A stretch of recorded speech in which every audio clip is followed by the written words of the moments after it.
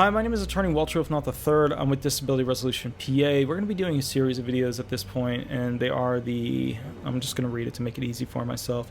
What is the #1 credibility killer when talking during your Social Security disability hearing? So we're going to be talking about what kills credibility. We'll do a series of 10 videos, and then I'll just keep adding them up as they go up and up and up. Basically, what you need to know is that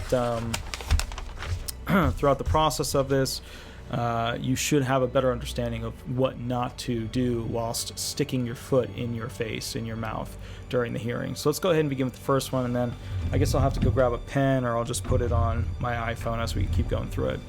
The first one for credibility killer is lying. So this is an easy one, right? The next ones you won't have imagined right off the bat, but lying and being caught in a lie.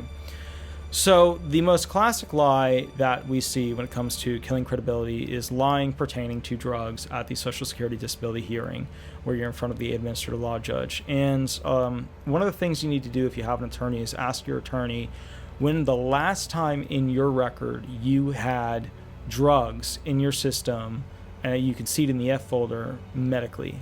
That's super duper important. And I know that you guys were like, well, okay, a lie makes sense, but oh, wait a minute, drugs, A lot of you guys don't realize, but you'll take a UA urine analysis or a blood test, a BT, UA or BT, and basically you'll get caught with it in your system. And that's why they call it the emergency room, because you didn't plan to smoke crack or smoke marijuana before the emergency happened. So that would still be within the time of having it in your system.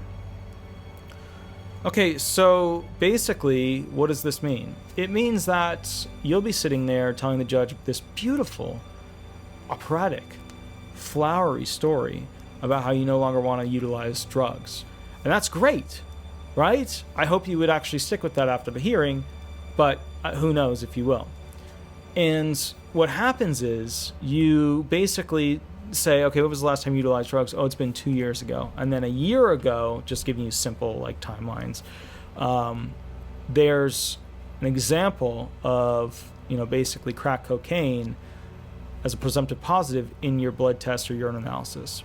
So the judge sees this, and the judge will go, are you sure it wasn't this? And then you're sitting there on the fence, and your attorney already knows what's happening. And this is why you've got to ask your attorney what was the last time, because some attorneys won't ask you ahead of time, hey, do you use drugs? Hey, when was the last time, yada, yada, and you'll be like, oh, yeah.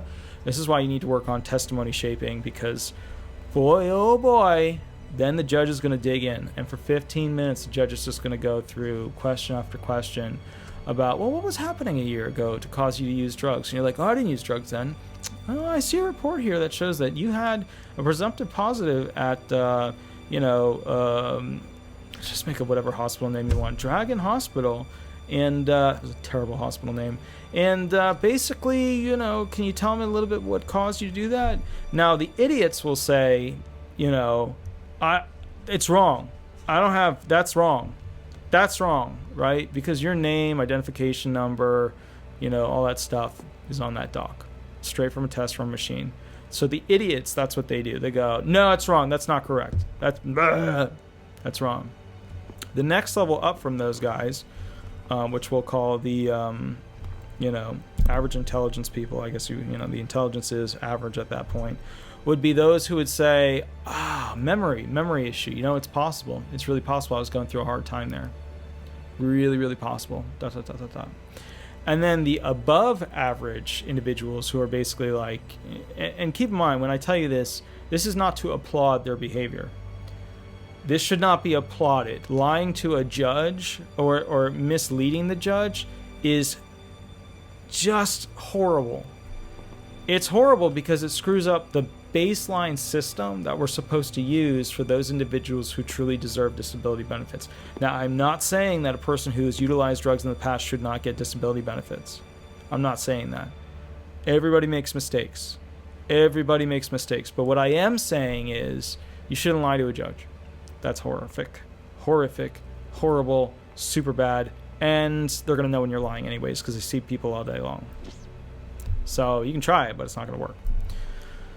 The really above average people Well, what they would have done is either ask their attorney ahead of time, when was the last time it utilized, drugs? Because a lot of people don't remember either. They don't remember exactly when or what happened or what the deal was or whatever, And it's not just for the idea of misleading them, but a lot of you guys, especially if you're a drug addict, your brain is fried. Your memory is not exactly stain-free, right? It's just, a waffle that's been burnt.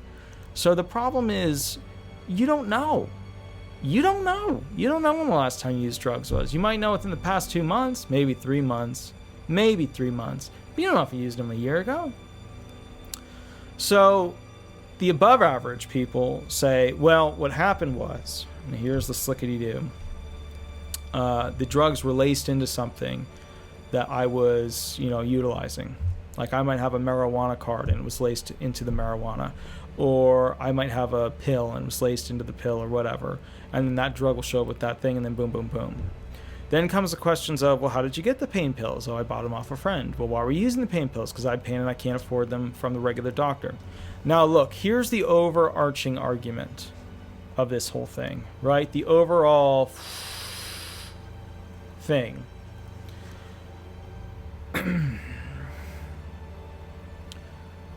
I get it. You guys don't go to the doctor because you can't afford it. And if you can't afford the doctor, you sure as heckaroo are not going to be able to afford the medication that the doctor prescribes thereafter, let alone buying the records. I get it.